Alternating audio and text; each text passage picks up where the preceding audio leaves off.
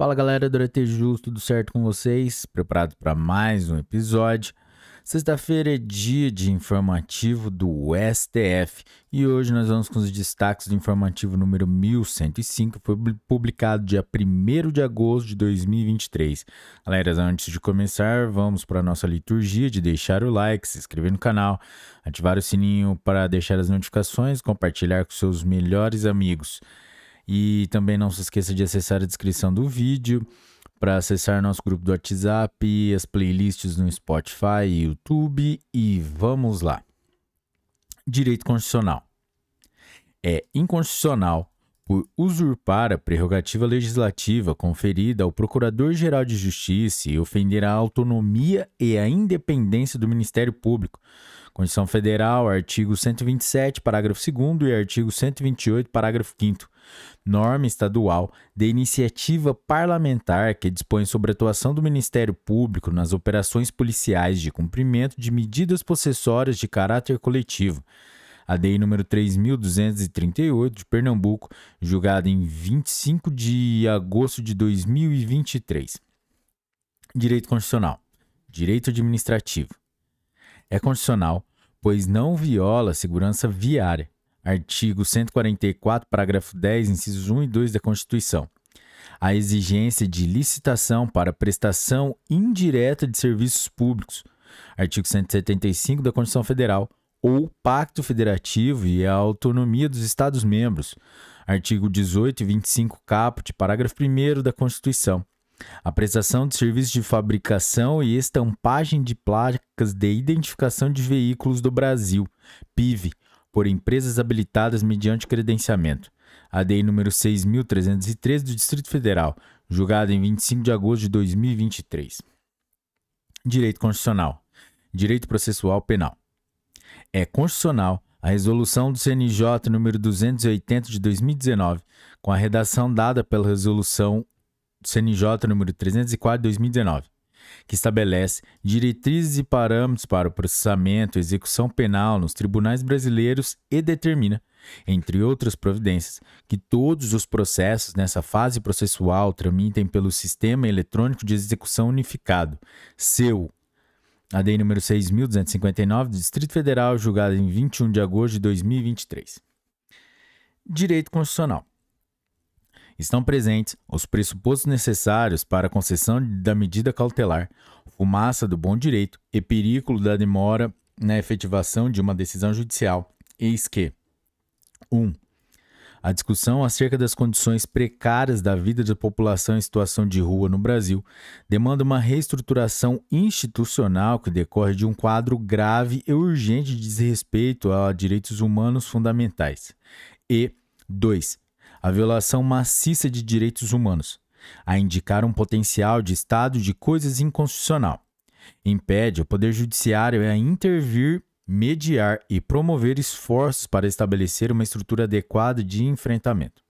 Nesse contexto, os Estados, o Distrito Federal e os municípios devem, de modo imediato, observar obrigatoriamente e independentemente de adesão formal as diretrizes contidas no Decreto Federal número 7.053 de 2009, que institui a Política Nacional para a População de Situação de Rua, em conjunto e nos moldes das determinações estabelecidas na parte dispositiva da decisão desta Corte.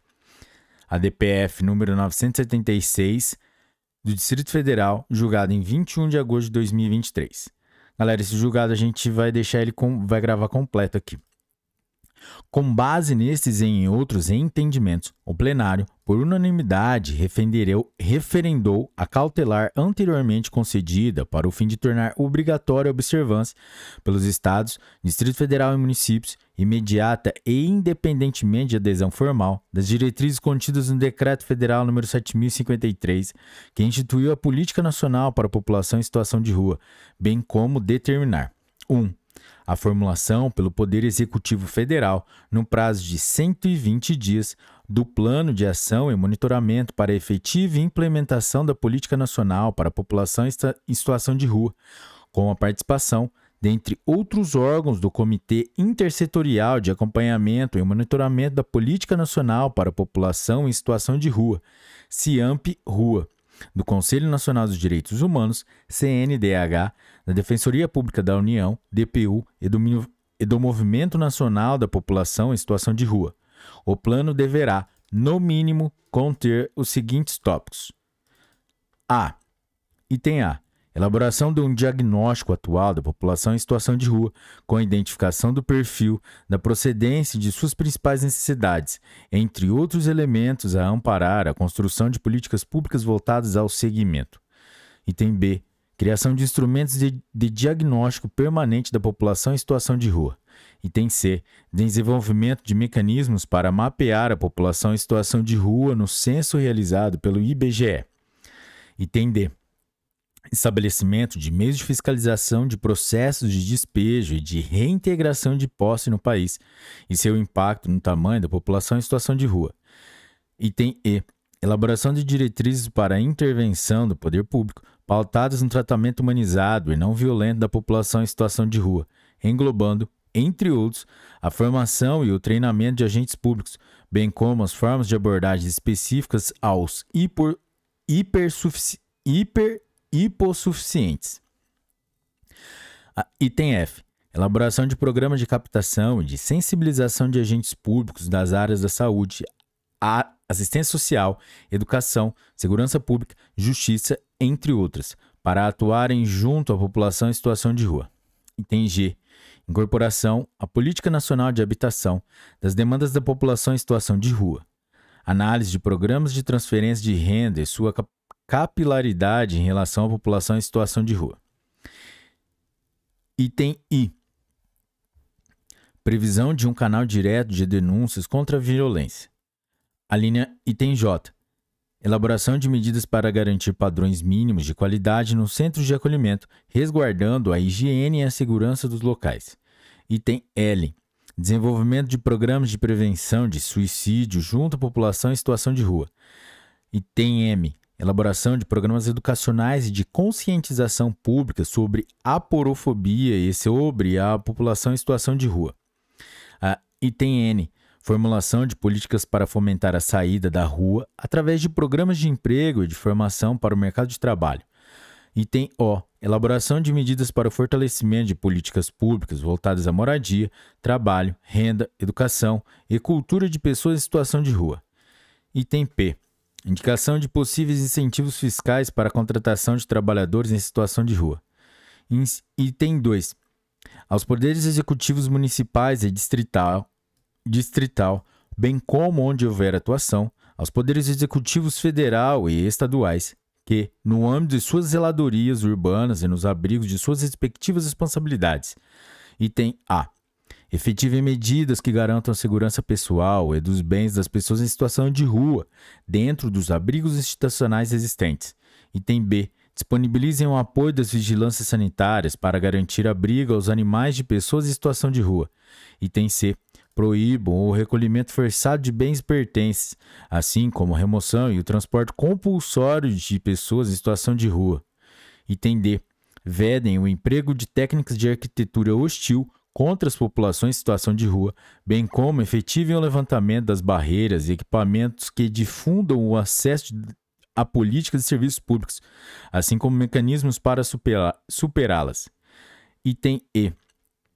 No âmbito das zeladorias urbanas. Item E1.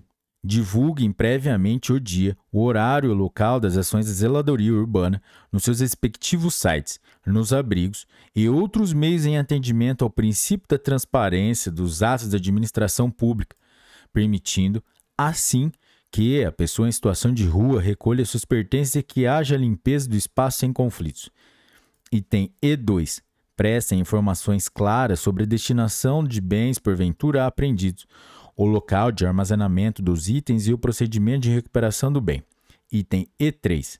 Promovam a capacitação dos agentes com vistas ao tratamento digno da população em situação de rua, informando sobre as instâncias de responsabilização penal e administrativa.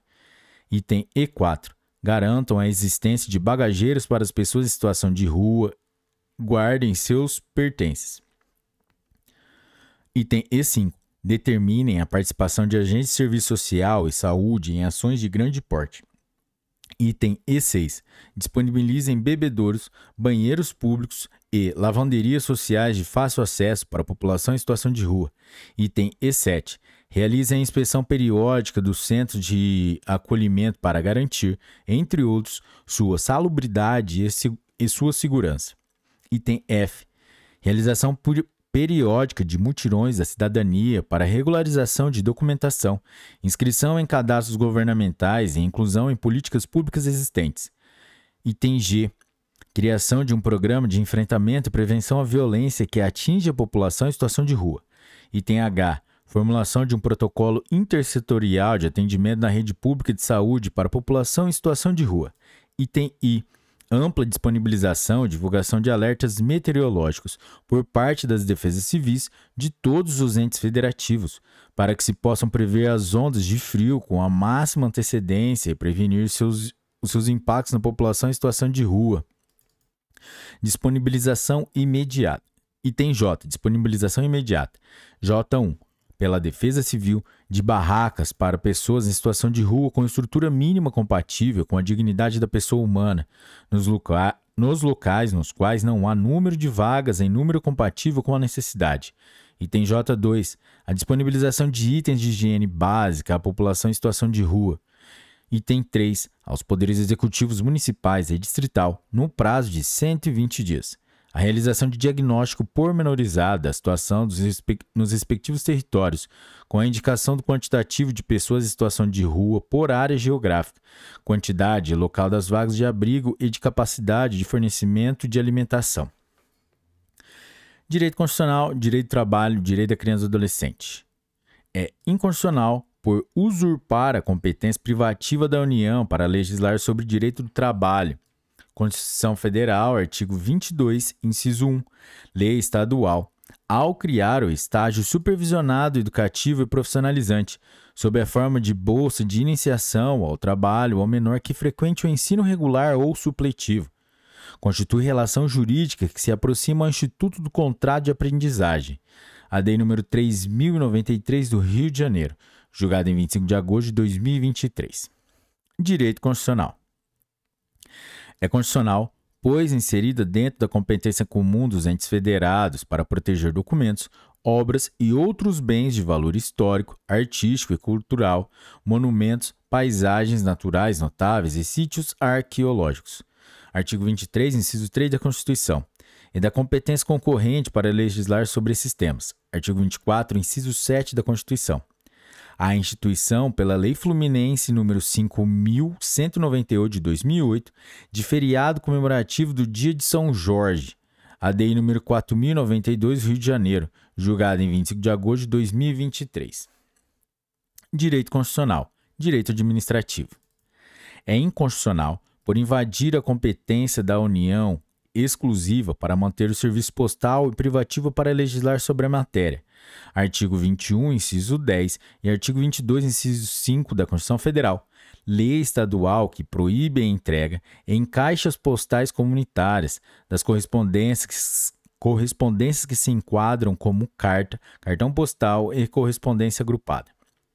É inconstitucional lei estadual que, em contrariedade ao que dispõe a legislação federal que trata da matéria sem demonstrar interesse particular ou justificativa objetiva e precisa do respectivo ente federativo, proíbe a postagem em caixas postais comunitárias de boletos de pagamento alusivos a serviços prestados por empresas públicas e privadas. A Lei nº 3.081 do Rio de Janeiro, julgado em 25 de agosto de 2023. Direito Constitucional. As guardas municipais são reconhecidamente órgãos de segurança pública e aquelas devidamente criadas e instituídas integram o Sistema Único de Segurança Pública, SUSP, a DPF número 995 do Distrito Federal, julgado em 25 de agosto de 2023. Galera, a gente vai gravar esse julgado completo, de acordo com o destaque informativo.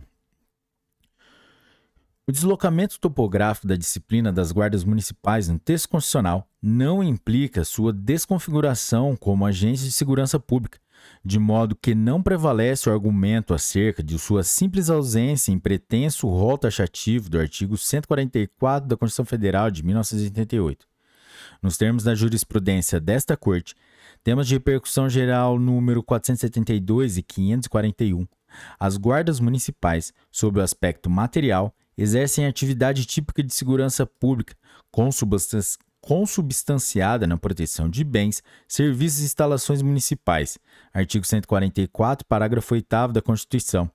E que se afigura essencial ao atendimento de necessidades inadiáveis da comunidade. Artigo 9º, parágrafo 1º da Constituição Federal. Ademais, o Congresso Nacional, no exercício de sua legítima competência legislativa, artigo 144, parágrafo 7º da Constituição Federal, editou a Lei nº 13.675 de 2018 e colocou as guardas municipais como integrantes operacionais do SUSP. Artigo 9º, parágrafo 1º, inciso 7º. Já a Lei nº 13.022 de 2014, que dispõe sobre o Estatuto Geral das Guardas Municipais, prevê diversas atribuições que são inerentes a agentes de segurança pública. Com base nesse entendimento, o plenário, por maioria, converteu o julgamento da medida cautelar em julgamento definitivo de mérito e julgou procedente a arguição para, nos termos do artigo 144, parágrafo 8º da Constituição Federal, conceder a interpretação conforme a Constituição ao artigo 4º da Lei nº 13.022 de 2014 e ao artigo 9º da Lei nº 13.675 de 2018, de modo a declarar inconstitucionais todas as interpretações judiciais que excluem as guardas municipais, devidamente criadas e instituídas como integrantes do sistema de segurança pública. Direito administrativo. São constitucionais os dispositivos da Lei de Improbidade Administrativa, Lei nº 8.429 de 1992, a LIA, que ampliam o conceito de agente público, impõe obrigações no tocante às informações patrimoniais para a posse e exercício do cargo, bem como prevêem sanções, independentemente das esferas penais, civis e administrativas, e o acompanhamento dos respectivos procedimentos administrativos pelo Ministério Público e pelo Tribunal de Contas. A DI nº 4.295 do Distrito Federal, julgada em 21 de agosto de 2023. Direito ambiental e direito constitucional. É formalmente constitucional, por não violar o sistema de repartição de competências, lei editada pela União, para regulamentar dispositivos da Constituição que dispõem sobre o meio ambiente, artigo 225, parágrafo 1º, incisos 2, 4 e 5 da Constituição Federal de 1988, e estabelecer normas de segurança e mecanismos de fiscalização de atividades que envolvam organismos geneticamente modificados, OGM, e seus derivados no Brasil. A vinculação do procedimento de licenciamento ambiental de OGM ao crivo técnico da Comissão Técnica Nacional de Biossegurança, CTN-Bio, não desrespeita o sistema de proteção ambiental do artigo 225 da Constituição Federal, nem implica redução do grau de tutela do meio ambiente. A DI número 3.526 do Distrito Federal, julgada em 21 de agosto de 2023. Direito penal, direito processual penal, direito constitucional.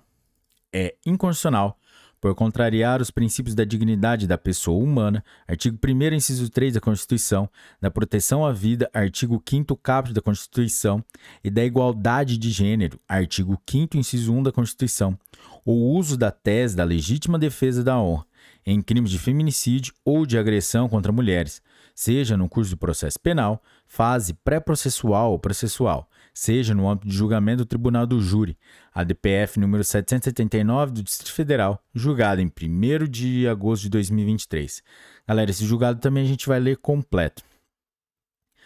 A técnica jurídica não reconhece essa tese como das hipóteses de excludente de ilicitude. Código Penal, artigo 23, inciso 2 e artigo 25. Eis que o ordenamento jurídico prevê que a emoção e a paixão não excluem a imputabilidade penal. Artigo 28, inciso 1 do Código Penal. No Tribunal do Júri, a referida tese é usualmente suscitada, dada a prevalência da plenitude da defesa. Artigo 5º, inciso 38 da Constituição Federal, a qual admite a apresentação de argumentos extrajurídicos. Todavia, a legítima defesa da honra configura recurso argumentativo odioso, desumano e cruel, utilizado pelas defesas de acusados de feminicídio ou agressões contra mulheres para imputar as vítimas a causa de suas próprias mortes ou lesões, contribuindo para a naturalização e a perpetuação da cultura de violência contra as mulheres no país. Logo, independentemente de ser invocado como argumento não jurídico inerente à plenitude de defesa, o uso da referida tese induz a nulidade do respectivo ato e do julgamento, porque representa a prática destituída de técnica incompatível com os objetivos fundamentais da República, artigo 3º, incisos 1 e 4 da Constituição Federal, além de ofensiva à dignidade da pessoa humana, a vedação de discriminação aos direitos da dignidade e à vida. Nesse contexto, a ordem constitucional vigente impõe ao Estado não somente a obrigação de criar mecanismos para coibir o feminicídio e a violência doméstica, mas o dever de não ser conivente e de não estimular tais comportamentos. Artigo 226, parágrafo 8º da Constituição. Com base nesses entendimentos, o plenário, por unanimidade, julgou procedente a arguição para: inciso 1. Firmar o entendimento de que a tese da legítima defesa da honra é inconstitucional, por contrariar os princípios constitucionais da dignidade da pessoa humana, da proteção à vida e da igualdade de gênero. Conferir interpretação conforme a Constituição aos artigos 23, inciso 2 e artigo 25, caput, parágrafo único, ambos do Código Penal, e ao artigo 65 do Código de Processo Penal, de modo a excluir a legítima defesa da honra do âmbito do Instituto da Legítima Defesa e, por consequência, 3. Obstar a defesa, a acusação, à autoridade policial e ao juízo que utilizem, direta ou indiretamente, a tese de legítima defesa da honra ou qualquer argumento que induza a tese, nas fases pré-processual ou processual penais, bem como durante o julgamento perante o tribunal do júri, sob pena de nulidade do ato e do julgamento. 4. Diante da impossibilidade do acusado beneficiar-se da própria torpeza, fica vedado o reconhecimento da nulidade, na hipótese de a defesa ter se utilizado da tese com essa finalidade. E, item 5. Conferir interpretação conforme a Constituição ao artigo 483, inciso 3, parágrafo 2º do Código de Processo Penal, para entender que não fere a soberania dos vereditos do Tribunal do Júri o provimento de apelação que anule a absolvição fundada em quesito genérico, quando, em algum modo, possa implicar a repristinação da odiosa tese da legítima defesa da honra. Galera, é isso aí. Chegamos ao final de mais um episódio. Se você chegou até aqui, é porque você curtiu, então deixe seu like, compartilhe com seus melhores amigos. E hoje o episódio ficou um pouco maior, porque foram julgados importantes e a gente decidiu colocar eles em sua íntegra. Galera, é isso aí. Esses foram os destaques informativos número 1105. E bons estudos, um forte abraço e tchau!